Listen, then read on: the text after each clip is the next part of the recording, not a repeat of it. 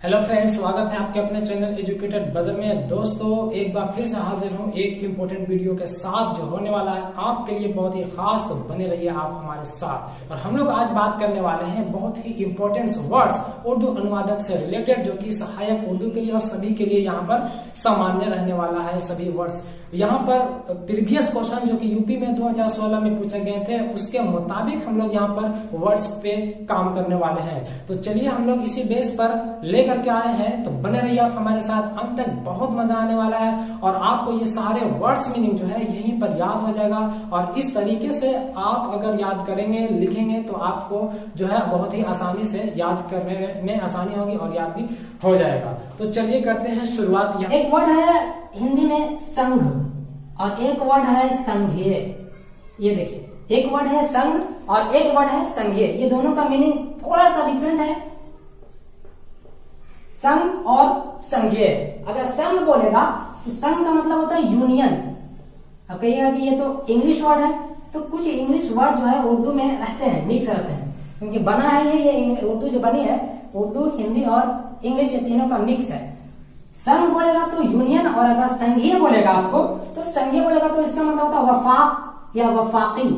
बेहतर होगा वफाकी। संघ, यूनियन और संघीय बोलेगा तो वफाकी। तो चलिए कुछ और देख लेते हैं। यहाँ पर एक और बहुत ही बेहतरीन वर्ड है दूतावास। क्या है? दूतावास। तो दूतावास को कहते हैं हम लोग, देखिए वास, जैसे कि किसी घर वगैरह लग जाता है तो वहां पे आवास लगा देते हैं। दूतावास, दूत और आवास, ये आवास और दूत का ये दोनों संधि विच्छेद है, दूतावास। तो इसको कहते हैं हम लोग सफारत खाना। सफारत खाना, सफारत खाना, ये है क्या इसका? सफारत मतलब होता है दूत, और आवास खाना को जहां लगा देते हैं वो हो गया, दोनों मिलाकर के दूतावास, और यहाँ पर हो गया सफारत खाना। तो ये ही बहुत इंपॉर्टेंट वर्ड है दोस्तों। एक और वर्ड है, आप लोग देखते होंगे, न्यूज वगैरह देखते होंगे, डिबेट वगैरह देखते होंगे, तो उसमें एक वर्ड आता है प्रवक्ता। हमारे प्रवक्ता जुड़े हुए हैं, इस तरह का वर्ड आप सुनते होंगे, प्रवक्ता। प्रवक्ता को कहते हैं लोग तर्जुमान। तर्जुमान प्रोनाउंसिएशन में अगर उर्दू वाले गलतियां हो जा रही होगी तो आप से माजर चाहता हूं, उस पर ज्यादा ध्यान न दें। प्रवक्ता, तर्जुमान। एक और वर्ड से आपको है संबंधी।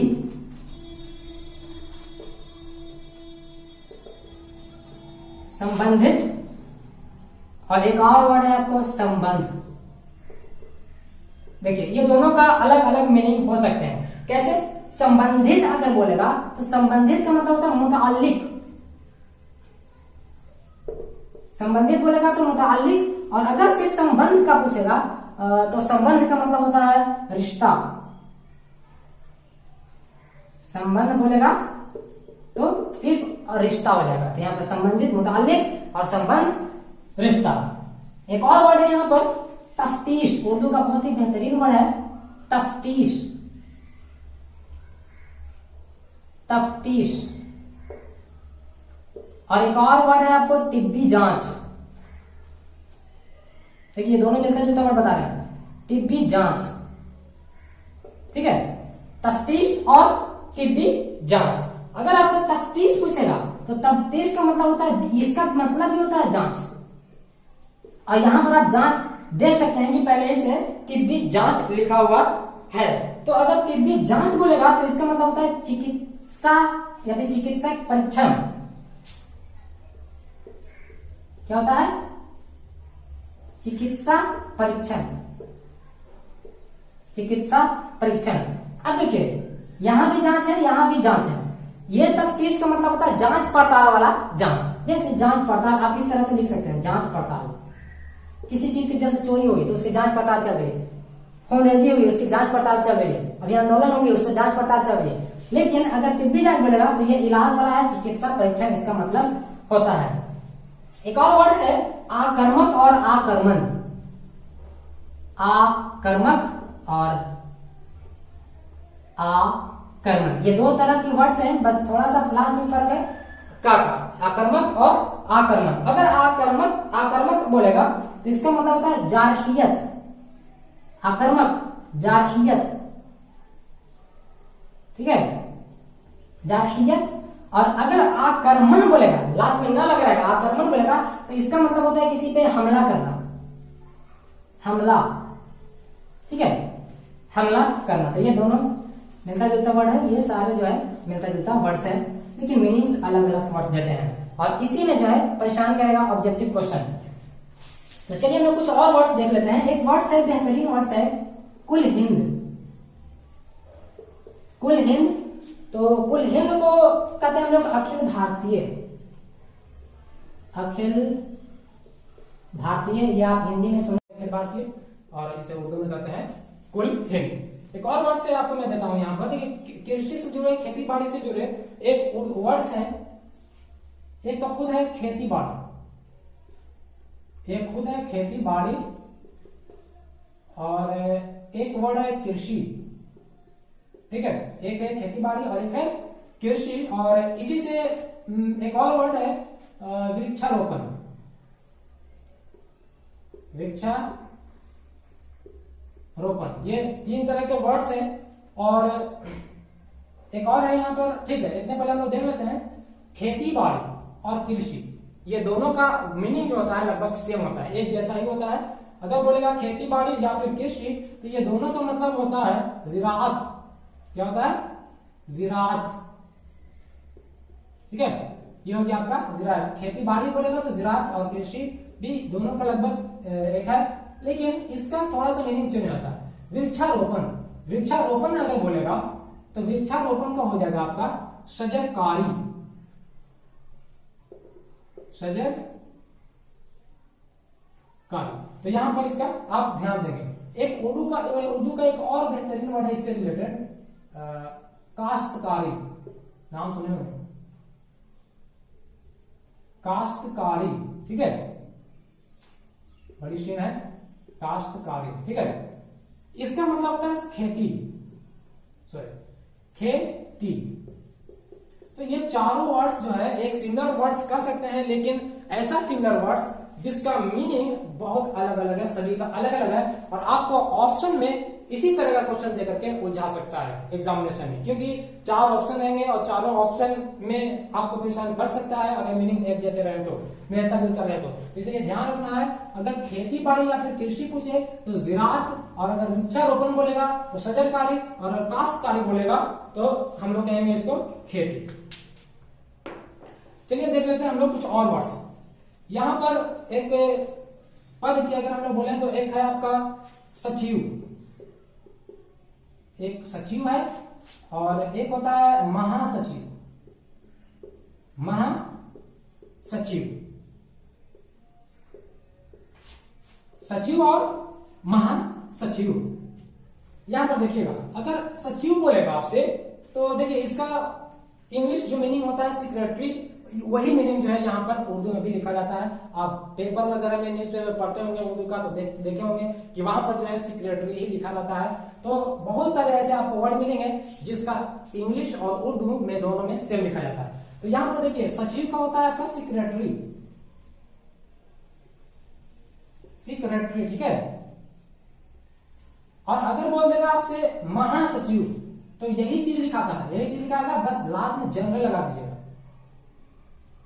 सेक्रेटरी, सेक्रेटरी जनरल, जगह नहीं है, जनरल लिख लीजिएगा, यहां पर लिख देता हूं, ठीक है। सचिव बोलेगा सेक्रेटरी और महासचिव बोलेगा तो सेक्रेटरी जनरल। तो ये दोनों भी एक तरह का वर्ड से जो उलझा सकते हैं ऑब्जेक्टिव क्वेश्चन में, ऑप्शन में। चलिए यहां पर तो ये हो गया।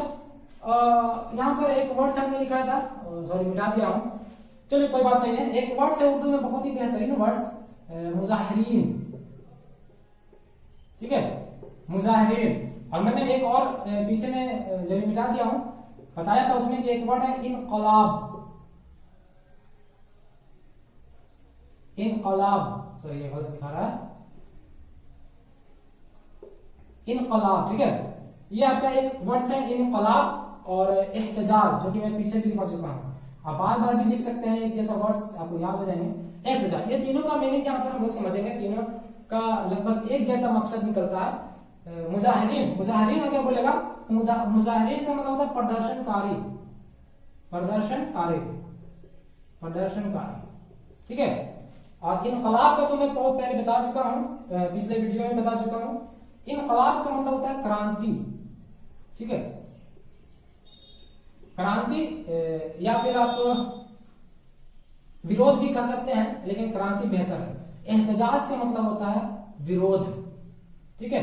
और एक और इसका वर्ड्स बताए थे आंदोलन, ठीक है।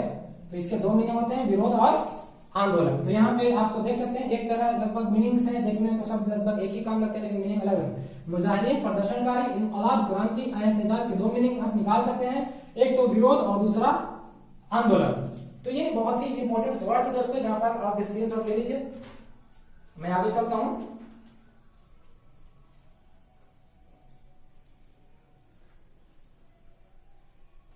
तो चलिए हम लोग चलते हैं आगे, इसे मिटा लेता हूं। वीडियो अच्छी लगी हो दोस्तों तो एक बार आप लाइक करते जाओ और शेयर बगल में बटन होगा, शेयर पे भी क्लिक कर दें ताकि और भी साथ में लोग यहाँ पे जुड़ जाए हमारे साथ। इस तरह से अगर चैन बाय चैन बना करके आप पढ़ेंगे या फिर वर्ड्स मीनिंग हम लोग याद करेंगे तो ज्यादा चांसेस है कि कोई भी वर्ड छूटेगा नहीं एग्जामिनेशन। तो चलिए हम लोग एक देख लेते हैं। एक उर्दू वर्ड है सफीर, ठीक है, क्या है सफीर। और एक वर्ड है इसी तरह का देखने में सारिफ, ठीक है। सफीर और सारिफ। सफीर का मतलब होता है राजदूत, राजदूत। और सारिफ का मतलब होता है उपभोक्ता, उपभोक्ता। देखने में एक जैसे हैं लेकिन मीनिंग अलग अलग है। सफीर राजदूत और सारिफ उपभोक्ता। ये हो गया। एक और वर्ड से तासब, ठीक है, तासब है एक वर्ड से तासब, ठीक है। तासब का मतलब होता है पक्षपात, पक्षपात या फिर पूर्वाग्रह, इसे कह सकते हैं। ये दोनों मीनिंग है इसके, पक्षपात या फिर पूर्वाग्रह। तो चलिए हम लोग आगे देख लेते हैं। एक वर्ड है गाड़ी चलाने के लिए एक चीज की जरूरत पड़ती है जिसे कहते हैं लाइसेंस। आप सही से लिख लेंगे यहाँ पर लाइसेंस, ठीक है। तो ये लाइसेंस लगा हुआ कि उर्दू है तो इसका हिंदी में भी लाइसेंस कहते हैं। जी नहीं, इंग्लिश और उर्दू सेम वर्ड है लाइसेंस, लेकिन अगर हिंदी पूछेगा तो इसका मतलब होता है अनुज्ञा पत्र, अनुज्ञा पत्र, ये इसका हिंदी हो गए हैं। तो दोस्तों ये सारे वर्ड्स जो है बहुत ही इंपॉर्टेंट है दोस्तों, और ये सारे वर्ड्स जो बनाए गए हैं यूपी में पूछे गए और अनुवादक से रिलेटेड जो वहां वर्ड्स मीनिंग पूछे गए थे एग्जाम में, उसी से रिलेटेड देख करके उसी तरह के वर्ड्स ये तैयार किया गया है, जो कि मैं कोशिश कर रहा हूं आप लोगों तक पहुंचाने की। तो दोस्तों एक और वर्ड यहाँ पे है तवील, और एक है तवील मुद्दत, ठीक है, तवील मुद्दत। ये दोनों तवील तवील तो दोनों में एक जैसा है, लेकिन अगर तवील एक में तवील रहे एक में तवील मुद्दत आ जाए तो अलग मीनिंग हो जाते हैं। और एक वर्ड है इसी से रिलेटेड वक्फा, देख लीजिएगा वक्फा, ठीक है। अगर तवील बोलेगा आपसे तो तवील का मतलब होता है दीर्घ, ठीक है, दीर्घ, या फिर आप लंबा लिख सकते हैं, लंबा, क्या लिख सकते हैं, लंबा। लेकिन अगर बोलेगा तवील मुद्दत, क्या बोलेगा तवील मुद्दत, तो यहां पर आप लिख सकते हैं दीर्घ अवधि, ये धा है दीर्घ अवधि, या फिर आप लिख सकते हैं दीर्घ काल, दीर्घ काल, दीर्घ अवधि या फिर दीर्घ काल, आप इसको लिख सकते हैं। इसका दो मीनिंग, आप ये दोनों सेम मीनिंग है, तवील मुद्दत का दीर्घ अवधि या फिर दीर्घ काल।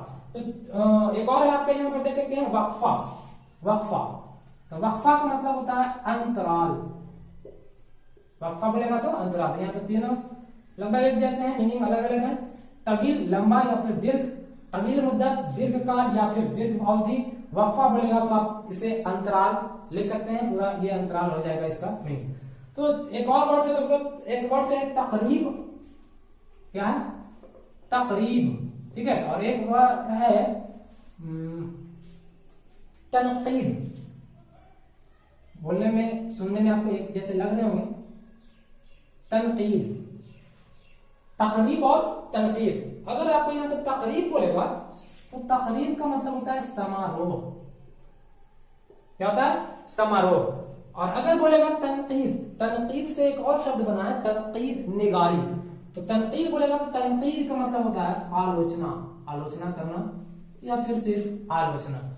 तो ये थी कुछ इंपॉर्टेंट वर्ड्स दोस्तों। उम्मीद करता हूं कि आप लोगों को अच्छा लगा होगा, पसंद आया होगा, और अगर पसंद आया हो तो दोस्तों एक लाइक जरूर कर दें दोस्तों, और अपने दोस्तों के साथ वीडियो शेयर जरूर करें। और इसके अलावा मैं इसी बेस पर और भी मीनिंग्स वर्ड्स, मीनिंग इंपॉर्टेंस लेकर के आता रहूंगा। हमारे चैनल से आप बने रहिए। अगर आप अभी तक सब्सक्राइब नहीं किए हैं तो सब्सक्राइब कर लीजिए, कुछ जाएगा नहीं सब्सक्राइब करने में, बस वहां पे सब्सक्राइब लिखा होगा, उसको दबा करके ब्लू कर दीजिए, ब्लैक कर दीजिए, सब्सक्राइब कर दीजिए। और आप हमारे व्हाट्सएप ग्रुप से जुड़ना चाहते हैं तो डिस्क्रिप्शन में लिंक दिया हुआ है, वहां पे जाकर के आप डायरेक्ट जुड़ सकते हैं हमारे व्हाट्सएप ग्रुप से, और फेसबुक ग्रुप से जुड़ सकते हैं जहां 200 से 250 इंपोर्टेंट क्वेश्चन अब तक के पोस्ट हो चुके हैं, और आप भी वहां अपना क्वेश्चन पोस्ट कर सकते हैं। तो दोस्तों उम्मीद करता हूं कि आपको वीडियो पसंद आई होगी। मिलते हैं एक नई वीडियो में, तब तक के लिए बाय।